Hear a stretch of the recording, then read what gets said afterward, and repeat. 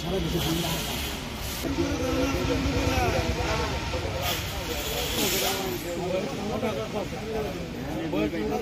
সংকট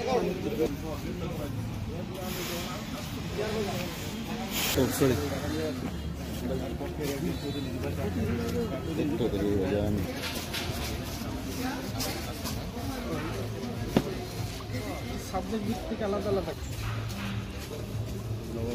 সাময়িকভাবে আমরা যেটুকু জানতে পেরেছি যে এই বিনামূল্যে বিতরণের জন্য সরকার কর্তৃক গৃহীত এই বইগুলো আসলে দুষ্কৃতিকারী কর্তৃক পাচার হচ্ছিল, যেটি আমরা আটক করেছি।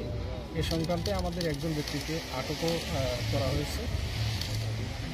আমরা অনুসন্ধান করছি বিষয়টি নিয়ে যে এই ঘটনার সাথে কারা কারা জড়িত, তাদের ব্যাপারে আমাদের নজরদারি আছে, আমাদের তৎপরতা আছে। যারাই জড়িত থাকুক, সরকারের যেহেতু ভাবমূর্তির একটা বিষয় এখানে জড়িত, আমরা তাদের আইনের আওতায় নিয়ে আসব। যতটুকু জানা গেছে বইগুলো ঢাকা নিয়ে যাওয়া হচ্ছিল। ডেস্টিনেশনটা আসলে একেবারে স্পেসিফিক না, ঢাকায় একজন ব্যক্তির কাছে নিয়ে যাওয়া হচ্ছিল। তদন্তের স্বার্থে আমরা নামটা প্রকাশ করছি না, যাতে আমরা ওই ব্যক্তিটাকেও আইনের আওতায় নিয়ে আসতে পারি। যতটুকু জানা গেছে বইগুলো ছিল রৌমারী সিরাজুজ্জামান পাইলট উচ্চ বিদ্যালয়ের কোনো একটা কক্ষে, সেখান থেকে এই বইগুলো ট্রাকে লোড হয়ে আসছে।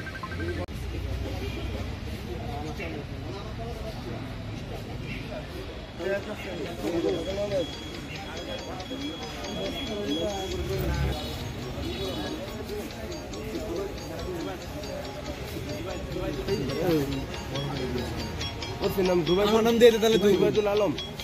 এটা বড় ঘটনা তো, আমি সারা দেশে